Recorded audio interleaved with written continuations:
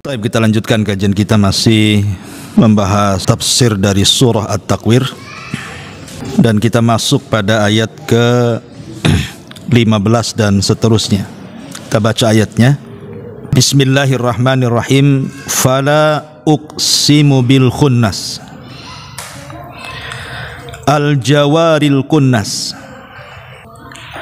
wal laili idza as'as was-subhi idza tanaffas. Fala uqsimu bil khunnas, aku bersumpah demi al-khunnas. Maksudnya Nabi bintang-bintang.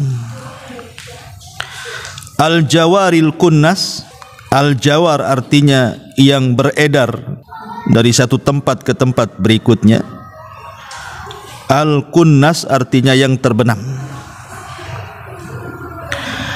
Wal laili idza as'as, demi malam idza apabila as'as telah larut dan menjadi gelap. Was subhi idza tanaffas, was subhi dan demi waktu subuh idza tanaffas apabila telah menyingsingkan sinarnya. Baik. Di dalam Al-Quranul Karim, kalimat fala uqsimu ini banyak sekali. Fala uqsimu bimawaqi'in nujum, la uqsimu biyaumil qiyamah, wa la uqsimu bin nafsil lawwamah. Kemudian di sini juga fala uqsimu bil khunnas. Apa arti la uqsim di sini? Ada yang mengatakan bahwa kalimat la itu adalah zaidah tambahan, maknanya tidak punya arti. Yang ada arti adalah uqsim, aku bersumpah. Ada yang mengatakan la di sini artinya litaukid, penguat. Sungguh aku bersumpah. Tapi juga dimaknai la di sini adalah manafi, artinya aku tidak harus bersumpah. Maknanya aku tidak harus bersumpah ini karena perkaranya jelas. Ngapain harus bersumpah? Seperti sekarang terang, karena siang, nggak perlulah saya harus bersumpah dengan sekarang ini siang, karena memang sudah siang kan itu. Sesuatu yang sudah terang itu nggak perlu dijadikan sumpah. Tapi intinya bahwa di sini Allah Subhanahu wa taala hendak bersumpah, dan tidaklah Allah bersumpah kecuali dengan perkara besar. Di sini Allah mengatakan fala uqsimu bil khunnas, aku bersumpah dengan al khunnas. Apa itu khunnas? Dan apa juga al jawaril kunnas, yang beredar lagi terbenam itu. Pendapat yang pertama, al khunnas itu artinya syaitan. Karena Allah Subhanahu wa taala mengatakan Qul a'udzu birabbin nas, malikin nas, ilahin nas, min syarril waswasi al-khunnas.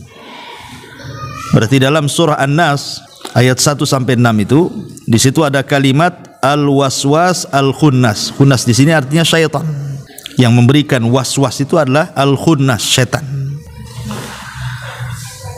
Al-jawaril kunnas, yang beredar dan terbenam, artinya syaitan yang terkadang muncul, terkadang pergi. Kapan syaitan pergi? Apabila kita berlindung kepada Allah Subhanahu wa taala. Wa imma zaghannaka minasyaitani nazghun fasta'idz billahi innahu huwas samiul alim. Dan jika setan datang menggodamu, maka berlindunglah kepada Allah Subhanahu wa taala, sesungguhnya Dia Maha mendengar lagi Maha mengetahui. Jadi kalau kita diganggu syaitan, kemudian kita isti'adzah, maka syaitan akan pergi. Atau dengan membaca Al-Quran, karena Nabi SAW mengatakan inna syaitana yanfiru minal baitil ladzi tuqra'u fihi suratul Baqarah.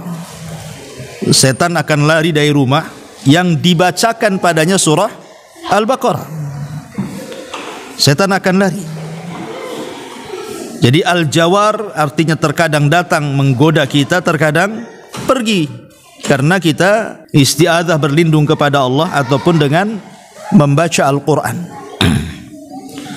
Atau setan juga lari bisa dengan suara azan.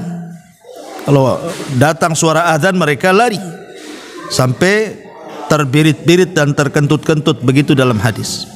Ini penafsiran yang pertama. Penafsiran yang kedua, karena al-khunnas itu kan artinya yang tersembunyi gitu ya. Dan setan itu kan tersembunyi, tidak nampak. Penafsiran yang kedua, kalau kita berburu di hutan, terkadang nampaklah itu binatang yang kita buru, terkadang disembunyi. Terkadang al-jawar nampak, terkadang al-khunnas dia sembunyi, atau bahasanya terbenam. Tapi pendapat yang kuat wallahu alam bahwa al-khunnas di sini adalah bercerita tentang bintang. Bercerita tentang bintang. Lalu di sana ada ayat yang mengatakan fala uqsimu bimawaqi'in nujum. Aku bersumpah dengan tempat jatuhnya bintang. Sementara di sini Allah mengatakan fala uqsimu bil khunnas. Aku bersumpah dengan bintang. Apa maknanya korelasi keduanya? Secara ilmiah penelitian Bu, bahwa mawaqi'in nujum itu artinya tempat bintang atau orbit bintang di situ. Apabila bintang pergi, maka tempatnya itu bercahaya. Jadi bukan berarti kalau bintangnya pergi, tempat orbitnya di situ gelap, tidak. Tetapi justru kalau bintang pergi, tempatnya itu bercahaya, kan begitu. Kalau dalam ilmu fisika, itulah yang disebut dengan mawaqi'an nujum namanya. Mawaqi'in nujum. Makanya di sini Allah bersumpah dengan bintang. Al-jawaril kunnas yang terkadang beredar dan terkadang pula terbenam. Dan bintang sendiri sudah sering saya ulang-ulang di antara fungsi. Yang kedua, untuk menjadi pelempar daripada syaitan yang berusaha naik ke langit. Dan yang ketiga, untuk kompas arah bagi orang-orang yang melakukan safar baik di lautan ataupun di daratan. Karena di zaman dulu kan belum ada Google Map, belum ada kompas. Jadi orang-orang dulu itu menentukan arah itu kalau malam menggunakan bintang, kalau siang menggunakan gunung. Kalau siang kan tidak ada bintang, terpaksa lihat gunung mereka. Tapi kalau malam gunung tak nampak, makanya kemudian dijadikan alat untuk mencari arah itu biasanya menggunakan bintang. Karena bintang itu ada mawaqi'in nujumnya. Kemudian Allah Subhanahu wa taala mengatakan al-jawaril kunnas. Al-jawar al-kunnas. Yang beredar lagi terbenam. Ya, karena bintang itu kan di waktu cuaca tidak teduh, ya. Artinya tidak hendak turun hujan, cerah gitu kan, dan tidak sedang purnama, biasanya bintang itu beredar di mana-mana. Tapi terkadang juga terbenam kalau kondisi cuaca itu lagi mendung. Dan begitulah kuasa Allah Subhanahu wa taala bisa memperjalankan bintang, kadang beredar dan kadang terbenam. Kemudian Allah mengatakan wal-laili idza as'as. Wal-laili idza, apabila telah larut. Kalimat as'as ini sebenarnya memiliki 3 makna. Makna yang pertama artinya awal al-lail, permulaan malam itu disebut as'as. Dan permulaan malam juga disebut as'as. Bisa menunjukkan tengah malam ataupun akhir malam. Makanya security bahasa kitanya, orang Arab menyebutnya as-as. Jadi penjaga malam itu disebut as-as dalam bahasa Arab. Lah di sini Allah mengatakan walaili idza as-as. Tentu ada korelasinya karena Allah menyebut kalimat malam di mana sebelumnya Allah bicara soal bintang, karena memang bintang tidak muncul kecuali di malam hari. Bintang tidak muncul di siang hari. Bintang itu muncul di malam hari, makanya disebut setelah bicara bintang soal malam. Kemudian kalimat as-as di sini, dan bintang biasanya muncul itu di muntasofil lail, kan, di pertengahan malam itu baru bintang bermunculan kalau cuaca cerah itu. Dan itulah yang dimaksud wal laili idza as-as, ketika malam larut kemudian bintang bermunculan di mana-mana. Kenapa? Karena setelahnya Allah katakan was subhi idza tanaffas, dan subuh atau demi subuh apabila fajar telah menyingsing. Kenapa di sini Allah Subhanahu wa taala tidak menyebut kalimat fajar? Kenapa Allah tidak katakan wal fajri idza tanaffas? Kenapa Allah menggunakan kalimat subuh was subhi idza tanaffas? Apa bedanya subuh dengan fajar itu?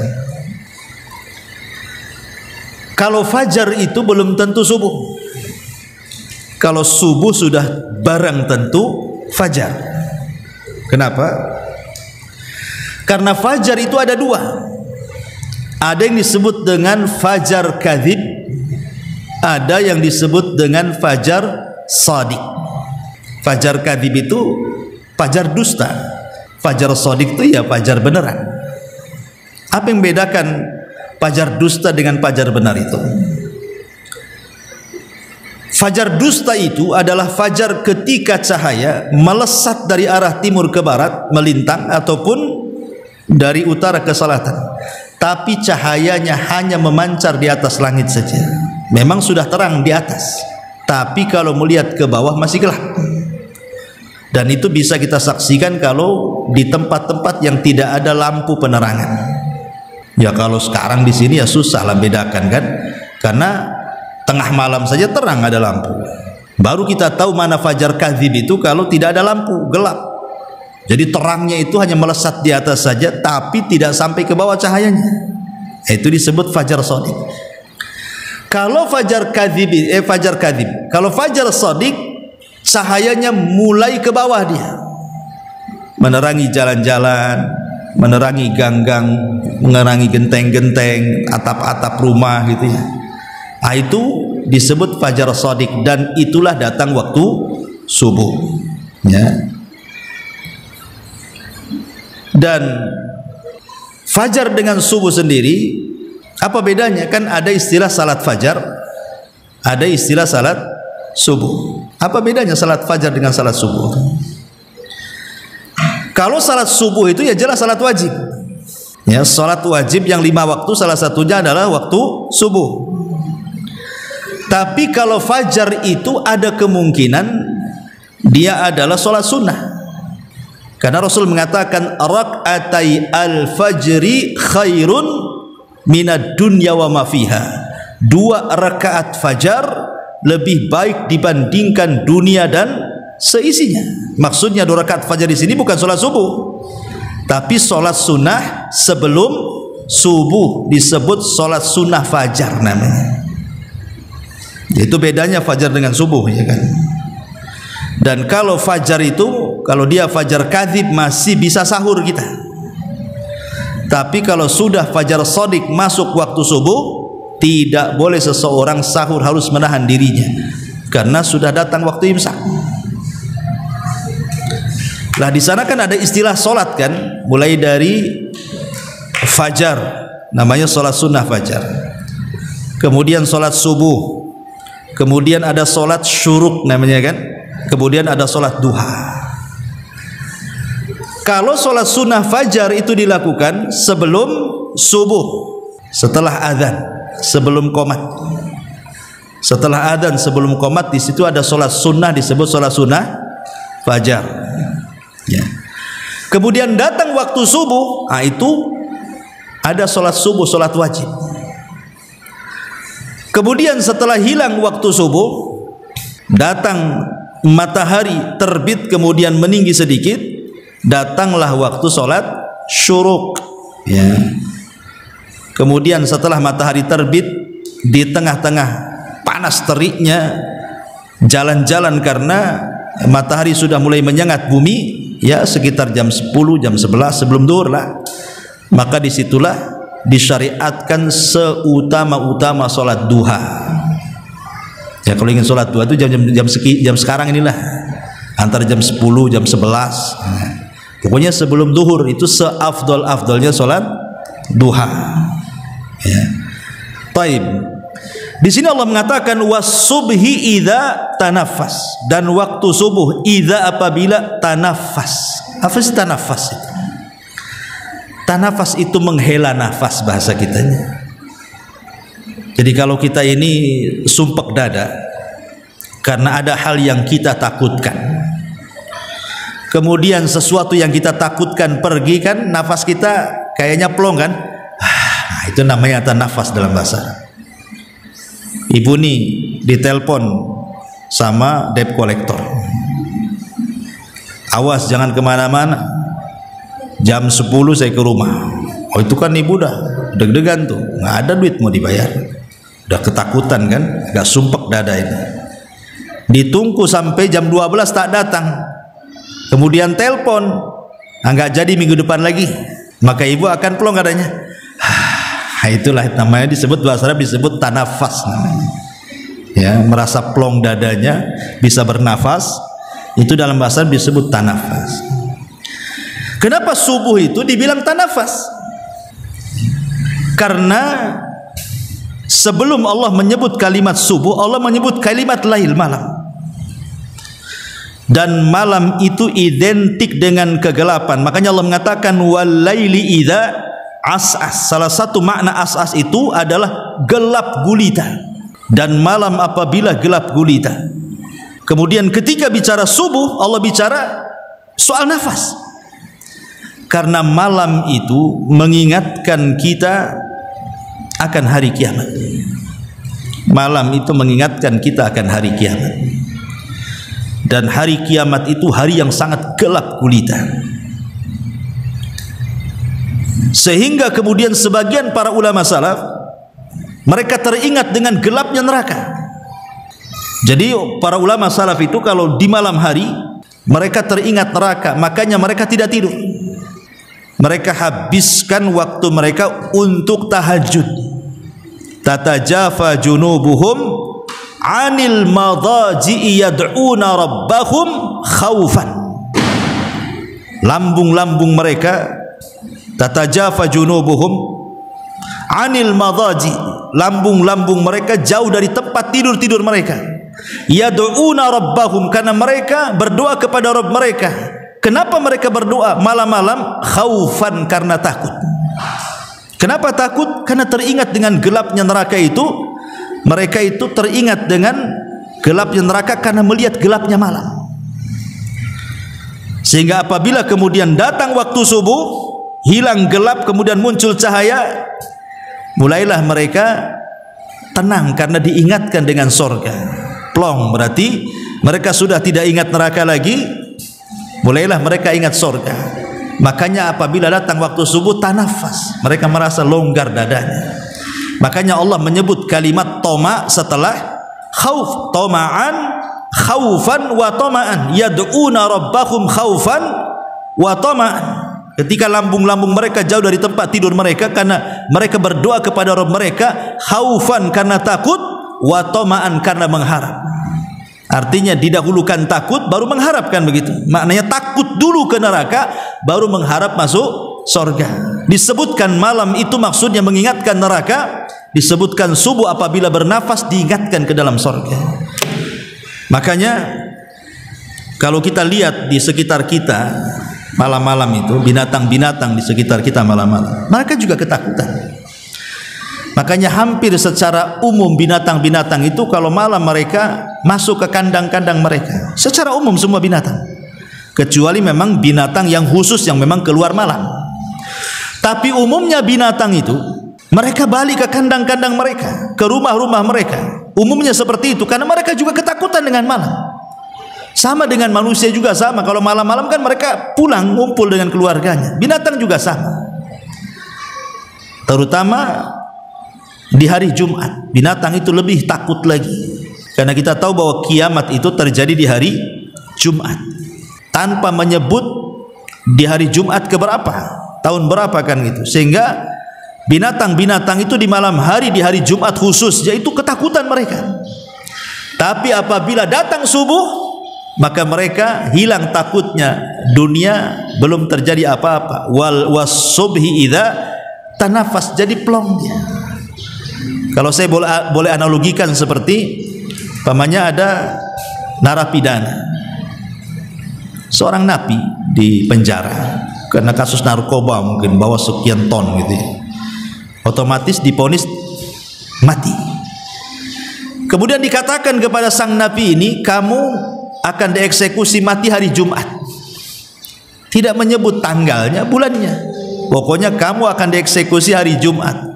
Kira-kira si nafi ini setiap hari Jumat itu malamnya dan engkau akan dieksekusi subuh hari Jumat umpamanya, tanpa menyebut tanggal, bulan, tahunnya. Pokoknya subuh hari Jumat.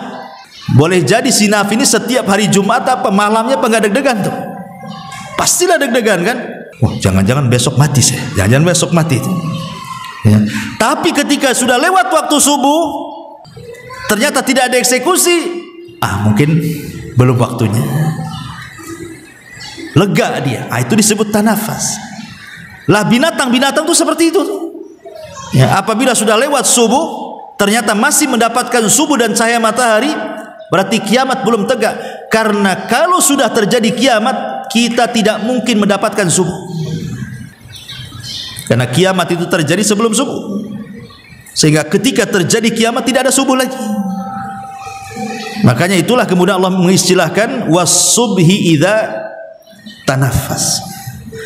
Dan terlebih-lebih nafas subuh itu, hawa angin subuh itu ada sebaik-baik nafas, sebaik-baik hawa yang Allah kirimkan di waktu pagi.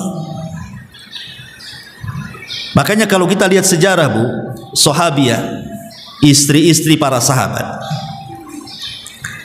ibu tidak akan mendapatkan satu riwayat pun dalam hadis-hadis Nabi, wanita-wanita di zaman Rasul yang dirutinkan sholat jamaah ke masjid kecuali waktu subuh. Mereka merutinkan hampir subuh, mereka tiap subuh. Wanita-wanita di zaman sahabiah itu, di zaman Nabi, mereka jamaah bersama Rasul ke masjid, dan itu riwayat yang paling banyak. Ya, jadi tidak ada riwayat wanita-wanita di zaman Rasul yang merutinkan sholat jamaah bersama Rasul itu kecuali di waktu subuh. Kenapa? Kenapa tidak disebut di waktu yang lainnya? Sementara kan tidak ada larangan wanita itu sholat jamaah di waktu manapun, bisa zuhur, asar, maghrib, subuh, isya, kan itu boleh kapan saja, tidak dilarang, asal memenuhi syarat kan gitu. Bahkan wanita yang dilarang sholat berjamaah saja dilarang dalam Islam. Kata Rasulullah, tamnau ima Allah masa jidallah, jangan kau larang wanita-wanita kalian datang ke masjid-masjid Allah, kan begitu. Maka jawabannya, karena wanita-wanita sahabiah di zaman Rasul itu tahu bahwa nafas subuh itu adalah nafas yang membawa kesehatan badan. Makanya mereka itu menjadikan waktu subuh itu sebagai waktu riyadhah, olahraga. Mereka keluar dari rumah menuju masjid jalan kaki, kemudian mereka pulang dari masjid ke rumah juga jalan kaki, dan masih di waktu subuh. Jadi mereka mengambil hawa, nafas waktu subuh itulah yang kemudian menyehatkan badan-badan para sahabiah. Makanya ibu kalau ingin olahraga ya waktu subuh tuh, ya habis sholat subuh, itulah mau jalan. Disitulah hawa terbaik yang Allah kirim ke bumi, yang disebut dalam hadis Nabi SAW sebagai hawa soba. Jadi ada yang disebut dengan angin soba namanya. Dan itu berdasarkan hadis Nabi SAW, nusirtu bis soba wa uhlikatil adu biddabur. Jadi aku ditolong, kata Rasul, dengan adanya angin pagi, sebagaimana kaum Ad dihancurkan dengan adanya angin sore. Jadi angin yang paling baik, nafas yang paling baik, hawa yang paling baik itu di waktu pagi, bukan sore hari. Itu waktu yang paling bagus itu untuk mencari kesehatan dengan olahraga. Karena angin inilah yang menolong Nabi SAW saat peperangan. Kita lihat dalam surah Al-Adiyat, Allah mengatakan apa? Wal 'adiyati dhabha, fal muriyati qadha, fal mughirati subha. Apabila para sahabat menyerang itu, maka mereka menyerang musuh di waktu subuh. Dan Rasul tidak pernah menyerang di waktu selain subuh. Rasul kalau menyerang sebuah kaum, maka Rasul akan menanti waktu subuh. Rasul tidak pernah menyerang siang, sore, apalagi malam, tidak. Rasul kalau menyerang musuh itu di waktu subuh. Kenapa Nabi SAW menyerang di waktu subuh, dan ini sunnah dalam peperangan? Karena tadi di waktu subuh itu ada tanafas, ada nafas, ada hawa yang bisa menolong Rasul dan kaum muslimin, yang disebut dengan hawa soba. Disebut soba itu diambil dari sobah, sabahul khair, selamat pagi. Yang itu ya kalau bahasa kita. Maka disebut angin soba namanya. Kata Rasul, nusirtu bis soba, aku ditolong dengan angin pagi. Makanya Nabi itu kalau sudah mengumpulkan pasukan nih malam-malam tuh, kemudian mau menyerbu, maka telinga Rasul akan berusaha peka, ada nggak suara azan di tempat yang akan diserang itu. Kalau ada suara azan berarti negeri itu negeri Islam, Rasul tidak jadi nyerang. Tapi kalau tidak ada suara azan berarti negeri itu negeri kafir, dan itu ditentukan dengan azan subuh. Kenapa ditentukan dengan azan subuh? Karena kemenangan kaum muslimin itu di akhir zaman itu pun setelah sholat subuh. Ketika Al-Mahdi Al-Muntadhar, Imam Mahdi tidak sanggup melawan Dajjal, akhirnya kemudian bersembunyi di Bukit Tur dan kaum muslimin. Kemudian mereka kelaparan karena dikepung dari berbagai macam arah, sampai kepala kerbau lebih baik daripada emas dan perak, karena yang mereka hajatkan makan, bukan perhiasan. Ketika di satu malam pasukan Al-Mahdi ini berbincang-bincang dan mengatakan, kalau kita berlama-lama di bukit ini kita akan mati konyol. Sebaiknya besok setelah sholat subuh kita serang. Kalau kita hidup mulia, kalau kita mati syahid. Ketika kemudian disepakati bahwa besok akan turun melawan tentara Dajjal, maka dikumandangkanlah azan subuh. Ketika dikumandangkan azan subuh, tiba-tiba apa? Langit menjadi gelap. Setelah gelap muncul titik cahaya dari langit, rupanya cahaya yang muncul dari dua malaikat yang mengapit Isa bin Maryam, turun dari langit. Kemudian setelah sampai di Menara Putih di Damaskus sana, maka Isa langsung menemui pasukan Al-Mahdi sebelum qomat sholat. Ketika Isa sampai saja, orang-orang kenal. Dari mana mereka kenal Isa? Ketemu aja tidak? Ya tentu dari hadis-hadis Nabi. Mereka kenal siapa Isa. Makanya ketika dikumandangkan qomat, Imam Mahdi mengatakan kepada Isa, taqaddam ya ruhallah, maju wahai ruhullah, maksudnya jadi imam untuk kami sholat. Tapi Isa menolak dan mengatakan, setiap kaum itu ada pemimpinnya, maka engkaulah pemimpinnya wahai Al-Mahdi, engkaulah jadi imam. Maka Imam Mahdi menjadi imam, Isa pun menjadi makmum di belakang bersama kaum muslimin. Kemudian selesai sholat, maka Isa membariskan semua pasukan, kemudian mengusap satu persatu wajah-wajah pasukan Al-Mahdi ini. Dan hebatnya Isa menyebutkan derajat tingkatan mereka di sorga. Maka berbahagialah orang-orang yang diusap oleh Isa kala itu, karena tidak dijelaskan mereka masuk sorga, tapi dijelaskan tingkatan mereka di sorga. Otomatis masuk sorga lah kalau disebutkan tingkatannya. Kemudian Isa mengatakan, aku akan memberikan kepada kalian 3 pilihan. 1, kalian tidak perlu berperang. Aku akan berdoa kepada Allah agar Allah mengirimkan bencana supaya si Dajjal dan pasukannya terkena bencana Allah tanpa harus diserang, mereka mati. Atau yang kedua, biarkan aku berdoa kepada Allah supaya Allah mengirim pasukan lain yang bukan kalian. biarlah pasukan itu yang akan bertempur melawan Dajjal, dan pasti Allah menangkan. Atau yang ketiga, kita turun sama-sama, kita lawan Dajjal, aku yang akan memimpin kalian dan Al-Mahdi, dan aku pastikan tentara orang-orang Yahudi pengikut Dajjal itu tidak sanggup mengangkat senjata mereka, dan kalian bisa langsung menyerang mereka. Adapun Dajjal, aku yang akan membunuhnya. Maka turunlah pasukan itu. Maka ketika Dajjal melihat Isa bin Maryam, akhirnya kabur, dikejar ke utara, ke selatan, ke timur, ke barat, sampai akhirnya Dajjal terdesak di sebuah tempat di tengah-tengah Israel. Ya, disitulah kemudian Dajjal tidak bisa lagi mengelak dari Isa bin Maryam. Maka ketika Dajjal tidak bisa mengelak dari Isa bin Maryam, maka Isa mengeluarkan tombaknya, kemudian membunuh Dajjal dan memenggal kepalanya. Kemudian kepalanya diletakkan di tombak tersebut, dikasih tahu kepada orang Yahudi, ini pimpinan kalian sudah mati. Ketika Dajjal mati di tangan Isa bin Maryam di satu tempat namanya Babil Lud, maka kemudian orang Yahudi ketakutan. Ketika ketakutan itulah keberanian mereka hilang, sehingga kaum muslimin tinggal menyerang mereka tanpa ada perlawanan. Sehingga mereka ada yang sembunyi di batu, batu mengatakan, hei muslim, ini Yahudi sembunyi di belakang saya, bunuh dia. Dia sembunyi di pohon, semua pohon bisa bicara. Tidak ada makhluk Allah kecuali bisa bicara dan memberitahu persembunyian orang Yahudi, kecuali satu pohon yang memang Allah takdirkan tidak memberitahu, disebut Gharqad namanya. Gharqad inilah yang sekarang dikembangbiakan orang-orang Israel.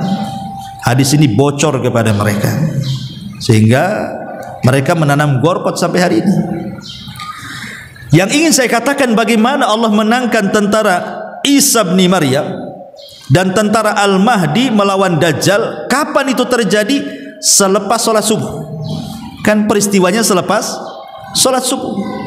Makanya ada pernyataan jenderal Israel, saya lupa namanya, ya, dia mengatakan kalau seandainya orang-orang Palestina itu sholat subuh sebanyak sholat Jumat, kalau seandainya orang Palestina itu mereka sholat subuh dan jemaahnya sebanyak sholat Jumat, dan itu setiap hari, tentu Israel akan tumbang dengan mereka, katanya. Artinya seolah-olah tahu bahwa kekuatan kaum muslimin itu ada di sholat subuh, ya. Makanya kenapa sholat subuh itu disebut sholat wusta oleh sebagian ulama tafsir, ketika Allah mengatakan hafidhu ala salawati was salatil wusta wa qumu lillahi qanitin, jagalah oleh kalian 5 waktu sholat, terutama wusta, sholat pertengahan. Sebagian tafsir mengatakan maksudnya sholat pertengahan itu maksudnya sholat asar, tapi ada juga yang berpendapat maksudnya subuh. Adapun yang berpendapat asar, karena nasnya memang disebutkan asar. Kata Rasulullah ketika Nabi perang Khandaq, kemudian diserang sehingga Rasul harus menjaga parit karena takut musuh masuk ke dalam kota. Rupanya musuh terus menyerang sampai waktu maghrib, Rasul belum sholat asar. Ketika masuk waktu maghrib, betul-betul masuk waktu maghrib, Rasul baru sholat asar. Berarti sholat asar di luar waktunya tuh. Rasul marah dan mengatakan, mala Allahu kuburahumun nar, semoga Allah memenuhi kuburan-kuburan mereka dengan api karena mereka sudah mengakhirkan sholat wusta. Jadi Rasul menyebutnya asar dengan wusta. Ini satu pendapat. Pendapat yang kedua, wusta di situ subuh artinya. Kenapa? Karena hanya satu-satunya sholat yang disebut sholat pertengahan itu hanya subuh, karena subuh nggak ada gandengannya. Kalau zuhur ada gandengannya asar, kalau maghrib ada gandengannya isya. Lah kalau subuh mau dijama dengan mana? Tidak bisa dijama. Subuh tidak bisa ditarik ke isya atau ditarik ke zuhur.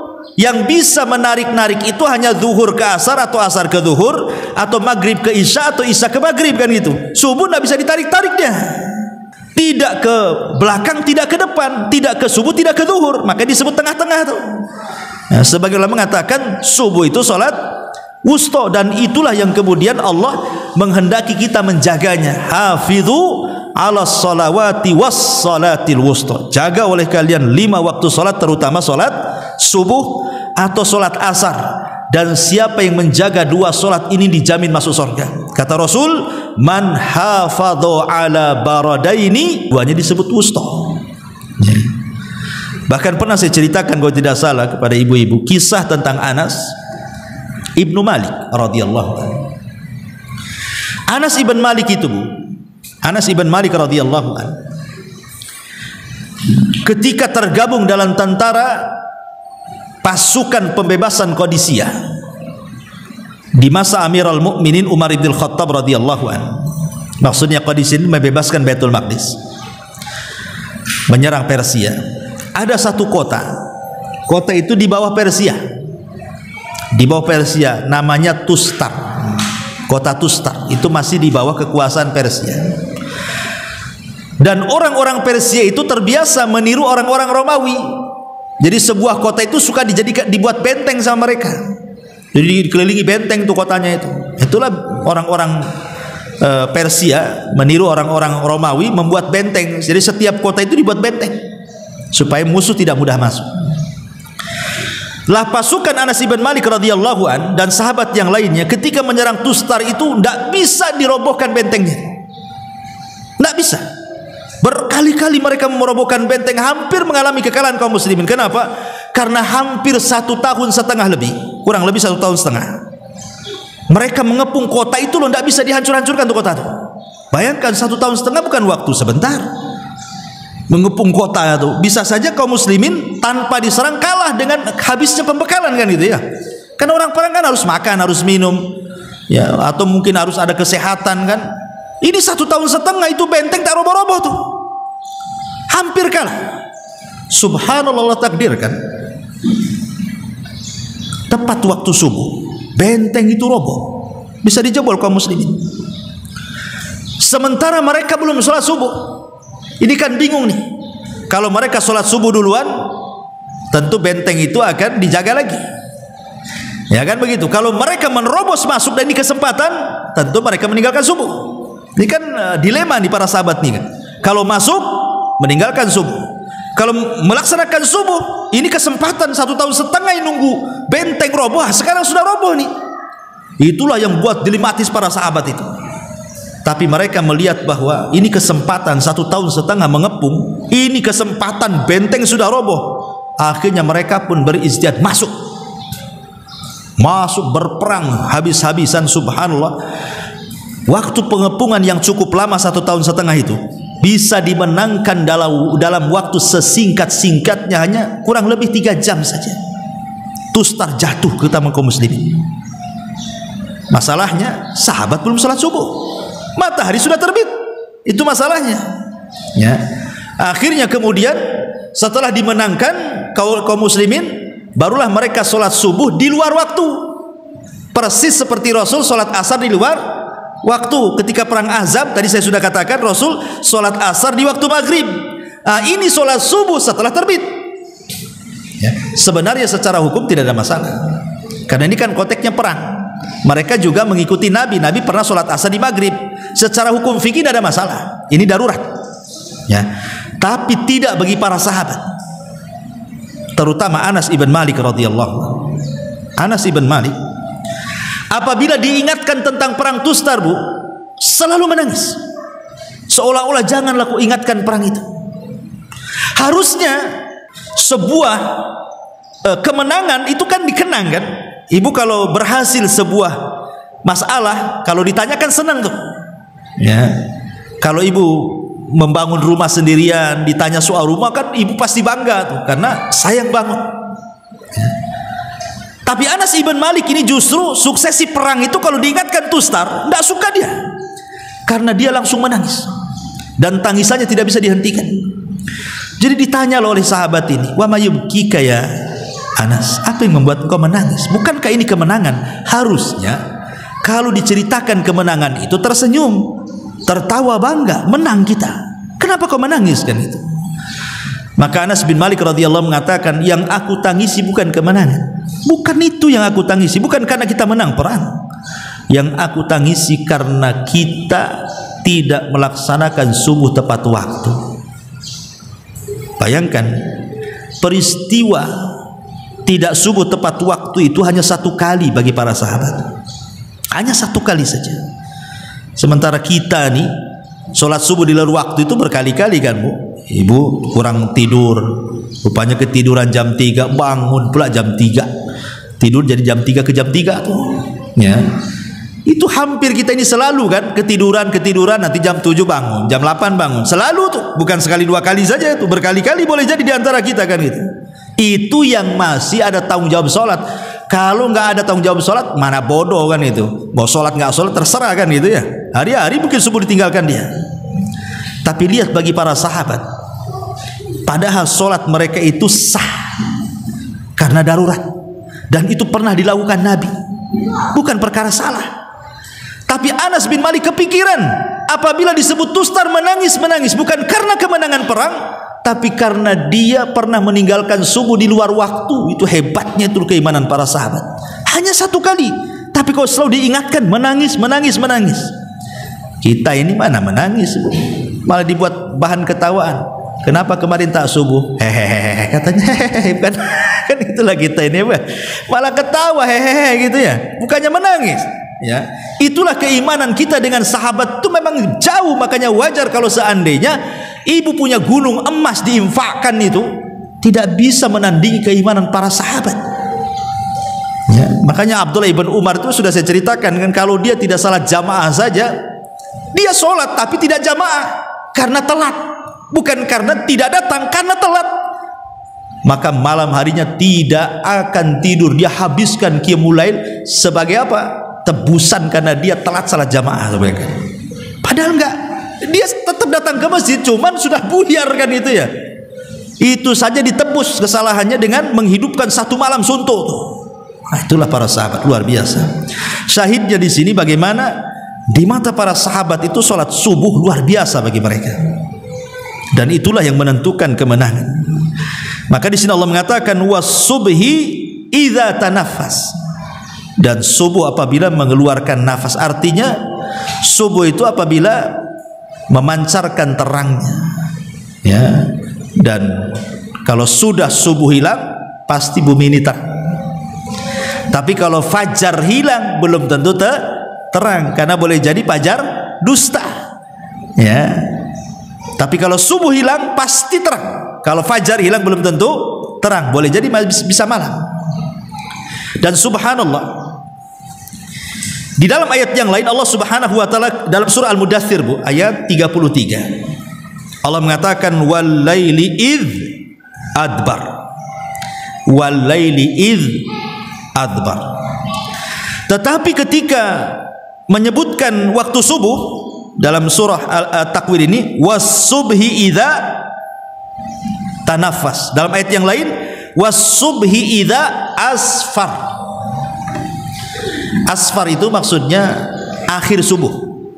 Awal subuh disebut golas, masih gelap, itu awal subuh. Kemudian waktu subuh ya, kemudian waktu asfar. Asfar ini sudah mulai terang tapi belum terbit matahari ya kan. Belum terbit matahari kan kadang-kadang sudah terang tuh. Itu akhir waktu subuh disebut asfar namanya. Dan Allah mengatakan was-subhi idza asfar, dan demi subuh apabila sudah terang. Terang karena akhir waktu subuh disebut asfar. Perhatikan 2 ayat ini. Ketika Allah Subhanahu wa taala menyebut kalimat malam, walaili idz adbar. Tapi ketika menyebut waktu subuh Allah katakan was-subhi idza asfar. Yang ingin saya katakan, Bu, kalimat idz dan idza. Idz itu menggunakan apa? Sukun. Idz sukun kan? Bulat-bulat itu sukun namanya. Idz sukun. Kalau idza menggunakan fathah itu disebut harokat. Harokat fathah. Ada fathah di atas, ada kasrah, ada dhammah, itu disebut harokat namanya. Tapi kalau kosong gitu ya, itu disebut sukun. Kalau ada tulisan bahasa Arab kok di situ ada berbentuk bulat, itu disebut sukun. Tapi kalau ada harokat fathah, dhammah ataupun kasrah disebut harokat. Harokat fathah, harokat dhammah. Sukun itu apa artinya, Bu? Sukun itu artinya tenang. Sukun itu artinya tenang. Harokat itu artinya bergerak. Ya. Ketika Allah mengatakan walaili idh adbar, dan demi malam, idh menggunakan sukun apabila berlalu, maknanya malam itu disebut tenang. Allah suruh kita tenang, tidur, karena malam itu tempat istirahat, tempat tenang. Ya. Tapi kalau sudah lewat malam, sudah waktu asfar, akhir subuh dan mendekati waktu matahari terbit, menggunakan fathah artinya harokat fathah. Makna harokat itu apa? Bergerak. Itu disebut harokat, itu bergerak. Bergerak dari dhammah ke fathah, dari fathah ke kasrah, itu namanya harokat, bergerak. Ya, karena selepas subuh kita disuruh bergerak. Makanya disesuaikan tuh, kalau malam menggunakan sukun memang disuruh kita ini istirahat, tapi kalau sudah pagi disuruh bergerak, karena itu waktunya kerja. Tapi sangat disayangkan hari ini, terutama anak-anak muda, malah dibalik, Bu. Ya. Harokat itu dijadikan malam, sukun pula dijadikan pagi. Nah, anak-anak muda sekarang, tak tahu ibu-ibu ya, kalau malam gerak, nggak tidur dia, nonton TikTok kan gitu, TikTokan, Facebookan, Instagraman. Kalau sekarang, kalau zaman dulu kan ngobrol, nah, sekarang kan sama HP saja lah. Itu bisa nggak tidur satu malam suntuk tuh sama HP itu. Digunakan untuk gerak sama dia. Nanti subuh itu disukunkan pula mata tuh. Ya. Harusnya mata itu disukunkan di waktu malam, malah kemudian disukunkan di waktu pagi. Harokatnya diletakkan di malam. Ah, ini kan bahaya. Kalau kemudian malam digunakan untuk harokat, bergerak, subuh pula digunakan untuk tidur, saya jamin, Bu, nggak akan berkah hidupnya. Kenapa? Karena Nabi SAW mengatakan dalam hadisnya, Allahumma barik li ummati fi bukuriha. Ya Allah, berkahi umatku di waktu pagi. Makanya Nabi SAW sampai membuat pahala khusus orang yang tidak tidur di waktu pagi itu. Apa kata Rasulullah? Barang siapa yang sholat subuh, kemudian tidak beranjak dari tempatnya, kemudian selepas itu dia berzikir, baca Quran dan ibadah yang lainnya sampai syuruk matahari terbit, biarkan meninggi satu tombak, ibu lakukan 2 rakaat yang disebut syuruk, lihat bagaimana pahala khususnya, kahajjati wal umrati taman. Ibu dapat pahala haji dan umroh secara sempurna, seperti ibu baru pulang dari Mekah aja dapat pahalanya. Sampai disediakan pahala khusus bagi orang yang tidak tidur loh, selepas subuh sampai terbit matahari, karena itu waktu berkah masalahnya. Makanya Imam Ibnul Qayyim sampai mengatakan, siapa yang mendawamkan terus-terusan, dia gunakan selepas subuh untuk tidur sampai terbit matahari, tidak diberkahi badannya, tidak diberkahi usahanya, tidak diberkahi keluarganya, bahkan tidak diberkahi hidupnya. Kenapa? Karena ketika turun berkah dia tidak mengambilnya. Makanya penting ya kalau sekali-kali tidak apa-apa kan gitu ya, mungkin lelah, letih atau sakit sekali-kali wajar. Tapi kalau sudah dijadikan kebiasaan, apalagi bapak-bapak yang biasa kerja gitu ya, mungkin dia cepat tidurnya ketika subuh, malah kemudian cepat bangunnya, tapi ketika nganggur gak ada kerjaan, ya kesempatan lah itu. Habis subuh ya golang-goleng, gak jelas kan itu. Padahal waktu itu waktu berkah, jangan digunakan untuk itu. Makanya kenapa Allah Subhanahu wa taala gunakan malam idh, itu artinya sukun, supaya kita tenang, tidur, istirahat, biar pagi bisa bangun, bisa bergerak. Supaya berkah. Terutama pengantin baru ini yang salah kaprah ini biasanya. Malam digunakan bergerak, tidur pula dia pagi-pagi, ya kan? Nah ini kan masalah nih pengantin baru ini, nanti gak berkah nanti pengantinnya. Ya, kalau waktunya tidur, ya, nanti ada waktu kan masih lama kan itu. Emang besoknya mau cerai dia. Artinya kan harus dipahami di sini, kalau orang ikut undang-undang Islam itu sebenarnya indah itu. Rumah tangganya jadi berkah jadinya. Ini indah, malam begadang tuh, pagi pula tidur, jadi nggak berkah nikahnya jadi. Karena waktunya berkah diambil, dia pula tidur. Dan itu bisa berbulan-bulan tuh ya, sampai bosan. Ma'asyiral muslimat yang dimuliakan Allah Azza wa Jalla, intinya bahwa di sini ada keutamaan hebat di waktu subuh, bahkan yang lebih daripada itu. angin subuh ini selain membawa berkah, ya, juga kata para ulama, tibun nafsi wa safa'uha, bisa menjernihkan hati dan juga bisa menjadikan jiwa itu baik. Ya. Kenapa demikian? Kita tahu bahwa hadis Nabi SAW yang disepakati Bukhari Muslim, yaqidu syaitan ala qafiyati ra'si ahadikum idza huwa nama salasa uqadin. Bahwa setiap hamba yang hendak tidur di malam hari itu kan didatangi syaitan. Kemudian syaitan akan datang kepada hamba ini, kemudian mengikat di tengkunya 3 ikatan kan. Lah setiap satu ikatan, maka syaitan akan mengatakan, yadribu kulla uqdatin makanaha alaika lailun tawilun farqud. Kata syaitan, tenanglah kamu tidur, enakkan kau tidur, sedapkan kau tidur, karena malam masih panjang. Terus saja dikipas-kipain sama setan tuh, padahal subuh tuh, ya. Tapi setan asik ngomong malam masih panjang, malam masih panjang. Ya. Kemudian setan mengikat lagi ikatan yang keduanya. Kalau nampak ini dah kerusuk nih hamba ini, udah mau bangun, diikat lagi sama dia. Dan dibilang malam masih panjang, ngapain bangun katanya. Ya. Kalau dia sudah mau bangun lagi, kemudian dirayu lagi setan dengan ikatan yang ketiga dan mengatakan, lailun tawilun farqud, malam masih panjang, tidur lagi. Kata Nabi SAW, fa in istaiqadha, kalau dia terbangun sebelum subuh, dia terbangun tuh, fa dzakarallah, kemudian dia ingat Allah, alhamdulillahilladzi ahyana ba'dama amatana wa ilaihin nusyur, ingat Allah, dia berdoa selepas tidur. Maka kata Nabi SAW, in halat uqdah, satu ikatan lepas tuh dari tengkunya. Wa in tawaddaa, kalau dia berwudu, in halat uqdah, maka kalau dia sampai berwudu 2 ikatan hilang. Kemudian kata Rasul, fa in shalla in halat uqdah, kalau dia sampai sholat hilang tuh semua ikatannya. Tidur berzikir, habis itu ambil wudu, habis itu sholat subuh, hilang ikatannya. Apa di sini dampaknya? Maka Nabi SAW mengatakan, fa asbaha nasyitan tayyiban nafsi wa illa asbaha khabisan nafsi kaslan. Maka apabila di pagi hari setelah subuh, maka jiwanya akan baik. Kenapa? Karena di tengkunya sudah tidak ada lagi ikatan setan, dan dia akan menjadi orang yang paling bersemangat hidupnya.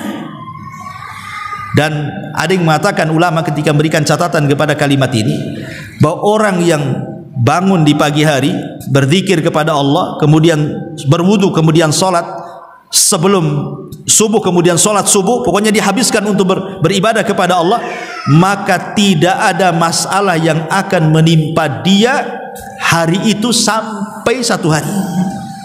Walaupun ada masalah, maka akan mudah diuraikan. Tetapi kata Nabi SAW, wa illa asbah khabisan nafsi kaslan, kalau tidak dilakukan, asih bablas saja tidurnya sampai subuh, sampai jam 6, sampai jam 7, maka jiwanya dianggap buruk, dan dia orang yang paling pemalas, dan dia tidak akan menyelesaikan masalah sekecil apapun, apalagi masalahnya besar, dan akan senantiasa ditimpa masalah. Dari mana masalah itu dia tidak tahu, yang jelas ada saja masalah. Lah ini kan luar biasa nih. Ya, kalau orang paham di balik waktu subuh, rupanya di situ bisa menjadikan kehidupan kita lebih baik. Dan kita bisa rasakan, ya, waktu saya jelaskan kepada ibu keajaiban tidur itu, ya, kalau kita mengikuti tidur Nabi SAW yang disebutkan dalam surah Al-Muzammil itu, qumil laila illa qalila nisfahu aw inqus minhu qalila aw zid alaihi warattilil qur'ana tartila. Di situ kan Nabi SAW mencontohkan tidur tuh. Pertama, beliau tidur separuh malam, ya. Yang kedua, atau kalau mau nambah 2/3 malam. Jadi Rasul itu tidur itu setengah malam, setengahnya digunakan untuk sholat, baca Quran, tafakur. Atau kalau Nabi SAW lagi capek, ditambah lagi, tambah 1/3 lagi, menjadi 2/3. 2/3 tidur, sepertiganya bangun di sepertiga malam akhir. Dan Rasul tidak tidur sampai waktu subuh. Dan setelah diteliti oleh ilmu kesehatan manapun, Bu, silakan tanyalah dokter-dokter atau di sini ada dokter. Kalau kita mengikuti tidurnya Rasul, maka kualitas tidur kita ini tidak diragukan lagi, dan itulah tidur yang sehat sebenarnya. Kalau ba'da isya kan Rasul kan jarang, dia habis isya langsung tidur rata-rata. Ya, kecuali ada tamu atau ada hal-hal yang penting itu. Kalau habis isya langsung tidur, kemudian bangun tengah malam atau mungkin sepertiga malam bangun, maka di pagi hari itu, Bu, walaupun ngantuk-ngantuk kita, ya, tapi hidup kita ini cerah. Dibandingkan orang yang tidak tidur, baru tidur jam 3 kemudian bangun jam 9, itu lemes itu hidupnya tuh. Bangun aja capek-capek badan tuh. Padahal secara jam dia lebih banyak tidurnya dibandingkan orang yang tidur awal tuh. Kenapa? Karena kualitas tidur akan berbeda ketika kita mencontoh Nabi dengan ketika tidak mencontoh Nabi.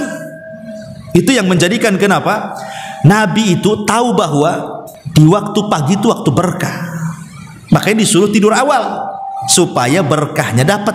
Tapi kalau di tidur akhir mana dapat berkahnya? Yang ada lewat berkah lah kan gitu. Ya, makanya lihat orang-orang kafir itu yang mengejar dunia. Mereka kadang-kadang jam 4 subuh itu udah ke pasar. Itu orang-orang kafir itu. Seolah-olah mereka tahu itu di waktunya waktu berkah kan. Mereka jam segitu itu mereka sudah seliwar-seliwar cari duit itu. Makanya mereka dikasih apa yang mereka inginkan di dunia saja, tapi di akhirat kan nggak dapat, karena mereka hanya dunia saja. Tapi orang yang beriman sebenarnya akan dapat dua tuh. Selain dapat dunia, dapat berkah akhiratnya. Tapi itu yang tidak dipahami oleh kaum muslimin. Was subhi idza tanaffas, ya.